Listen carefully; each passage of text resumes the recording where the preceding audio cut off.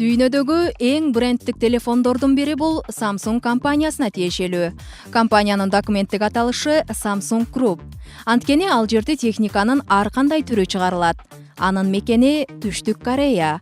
Samsung корейс тилинде Samsung деп аталып, бизче которгондо 3 жылдыз дегенди түшүндүрөт.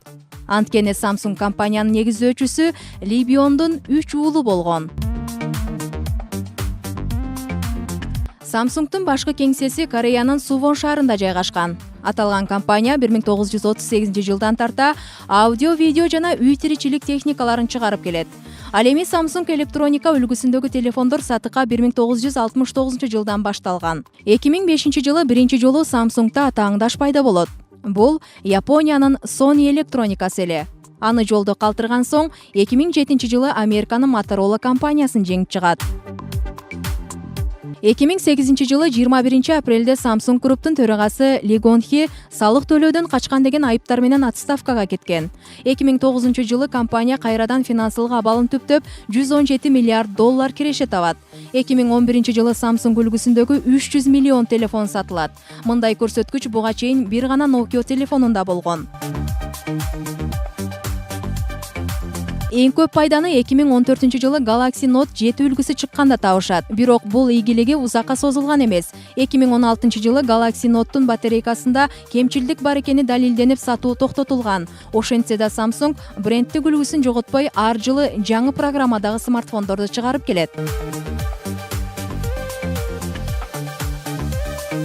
Ал эми Samsung менен катарлаш келе жаткан Apple компаниясынын негиздөөчүсү Стив Джобс. Анын өз ата-энеси сериал улам менен америкалык студент. Жаңы төрөлгөн баласынан баш тарткандан кийин аны калифорниялык бир үй бүлө багып алган. 1976 жылы 20 жашында үйүндөгү гаражда Стив Возняк менен биргеликте алгачкы Apple компьютерин жасап чыгарган.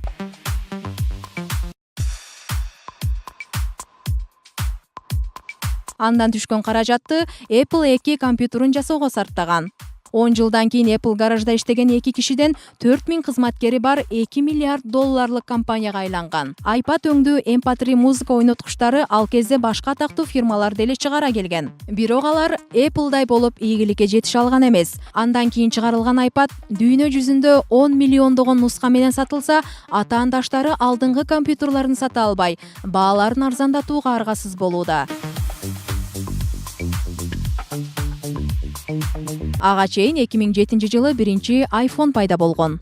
Кадимкидей эле чөнтөк телефон менен мыкты сапаттагы сүрөт, видео тартып, электрондук кат жазууга болот жана GPS навигациясы менен көптөгөн башка функцияларды орнотулган.